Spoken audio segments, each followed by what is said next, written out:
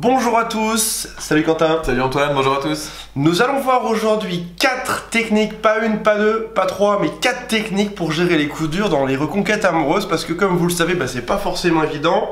Il y a des fois on se dit allez ça passe, ça va mieux, puis d'un coup puis le lendemain ou 2 heures après on est au fond du gouffre, on a envie de pleurer, on est vraiment pas bien.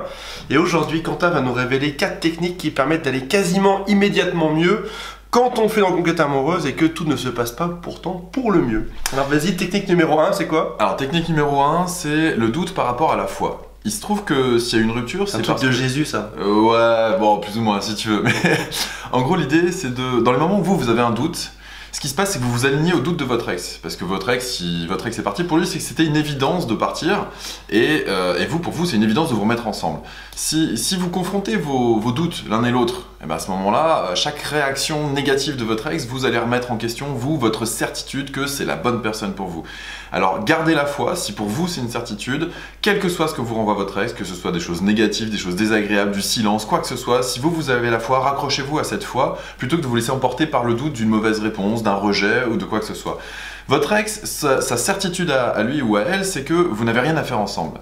Vous, votre certitude à vous, c'est vous devez vous remettre ensemble. On est ensemble, c'est ça. Donc c'est presque un conflit de certitude, et si vous vous laissez gagner par le doute dans ces moments-là, dans les moments difficiles, dans les moments où vous preniez un taquet, un rejet ou quoi que ce soit, et ben ça va rendre la reconquête beaucoup plus délicate. Donc dans ces moments-là, accrochez-vous à votre foi, vous avez la certitude que vous êtes fait pour être ensemble. Et ça déjà, ça devrait vous apaiser. J'irai même à donner la foi. J'irai même à donner la foi. Petit, je ne sais quoi. Bon, non, c'est vraiment important. Gardez cette certitude au fond de vous, c'est ce qui va vous aider à guider tous vos actes et toutes vos réactions, et pas prendre les choses de manière personnelle. Conseil numéro 2 pour garder la foi. Non, je suis parti dans les trucs mystiques. Qui serait que sur réponse numéro 2 pour garder le moral lorsqu'on est en plein doute ou qu'on n'est pas en forme dans sa conquête amoureuse. Alors, qu'est-ce qui fait que quand on se prend un rejet de la part de son ex, ou une insulte, ou du silence, qu'est-ce qui fait que ça génère le doute en soi? Eh bien, c'est parce qu'il y a un processus mental qui est assez classique, hein. C'est que quand on a un problème en face de soi, on focalise sur le problème. Alors, je sais pas si ça vous est déjà arrivé, en conduisant, ou à vélo, etc. Il y a un obstacle impromptu qui se présente devant vous. Quel est le premier réflexe qu'on a? Et ça on l'apprend dans les écoles de pilotage. Le premier réflexe qu'on a, mais instinctif, c'est-à-dire que c'est très dur de faire autrement, c'est on va regarder l'obstacle. Et quand on regarde l'obstacle et qu'on n'enlève pas ses yeux de l'obstacle, on va là où on regarde et donc on se prend l'obstacle.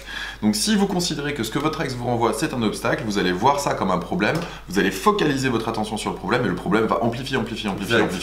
Et pour vous ce sera juste horrible et ça va rendre les choses encore plus difficiles. Quand il y a un obstacle qui se présente, prendre conscience de l'obstacle, en effet c'est la première étape, mais derrière le truc à faire le plus rapidement possible, c'est essayer de regarder, ah oui mais par où je peux passer à côté. C'est-à-dire pas focaliser sur l'obstacle, mais focaliser sur comment contourner l'obstacle. Pas sur le problème mais sur la solution. Exactement. Ok. Être focus sur la solution. Point numéro 3, je te rappelle qu'on a un timer et qu'on est forcé de faire vite pour donner les deux derniers conseils. Alors les deux derniers ils vont aller vite. Très souvent quand on vit un moment difficile, eh bien c'est un moment difficile dans l'instant. Une reconquête ça peut être sur du long terme. Ok, c'est pas forcément être dans l'urgence. Si vous êtes dans l'urgence, forcément, vous allez faire en général n'importe quoi, des bêtises, des interdits, des choses comme ça. Donc gardez l'idée qu'une reconquête, ça peut être sur du long terme et essayez de vous détacher de l'instant et de ce que vous vivez comme émotion là, tout de suite, maintenant. J'entends ça en coaching quasiment tous les jours. J'ai peur d'arriver trop tard, j'ai peur de le perdre ou de la perdre, etc. Ouais. Alors que le temps est notre allié dans cette histoire. Ah, le temps est notre allié, parce que ça permet aux émotions de s'apaiser et ensuite d'avoir une discussion plus sur le moral. Point numéro 4. Point numéro 4, c'est la projection par rapport à l'acceptation. C'est-à-dire que quand on est dans une reconquête, eh bien, on projette sur l'ex le fait de se remettre en couple. Et on a du mal à accepter que l'ex a besoin d'un certain temps pour ne pas être en couple, ne plus être en couple. Parce que le couple ne nourrissait pas suffisamment l'ex, n'était pas suffisamment source de bonheur, de bien-être, c'était plus source de problèmes. Et si on projette sur l'autre le fait de « ouais mais on se remet en couple, et on se remet en couple maintenant, on se remet en couple », on met la pression sur son ex, et là ça minimise les chances de reconquête. Alors c'est des moments qui sont certes difficiles, essayez de vous mettre à respirer, méditer, aller faire du sport, ce que vous voulez. Essayez simplement d'accepter que la situation est comme ça, parce que pour l'instant elle ne peut pas être autrement, et gardez la foi. Voilà les 4 conseils. Si vous avez aimé ces conseils, je vous rappelle que je vous offre une vidéo gratos en cliquant tout en haut à droite ici.